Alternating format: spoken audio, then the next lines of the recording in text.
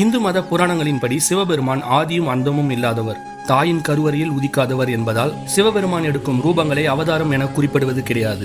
பக்தர்களை காப்பதற்காகவும் அவர்களுக்கு அருள் செய்வதற்காகவும் சிவபெருமான் பல வடிவங்களை எடுத்துள்ளார். பொதுவாக சிவனின் வடிவங்களை உருவம், அருவம், அருவுருவம் என 3 விதங்களாக வகைப்படுத்துவார்கள். இவற்றில் உருவம் என்பது சாதாரண மனிதர்களைப் போன்ற உருவ அமைப்பாகும். அருவம் என்பது லிங்க வடிவத்தை குறிக்கும். அரு உருவம் என்பது சதாசிவ நிலை எனப்படும் முகலிங்கத்தை குறிப்பதாகும். அதாவது மனித முகமும் லிங்க திருமேனியும் கொண்ட அமைப்பாகும். மகாபுராணம் உள்ளிட்ட புராணங்களின் அடிப்படையில் பஞ்ச குணங்களை உணர்த்தும் வகையில் சிவனை 5 மூர்த்தர்களாக வகைப்படுத்துகிறார்கள். இவை உக்ரமூர்த்தி, சாந்தமூர்த்தி, வசீகரமூர்த்தி, ஆனந்தமூர்த்தி, கருணாமூர்த்தி ஆகியவை ஆகும். சிவ ஆகமங்களின்படி சிவபெருமான் 5 முகங்களை உடையவர்.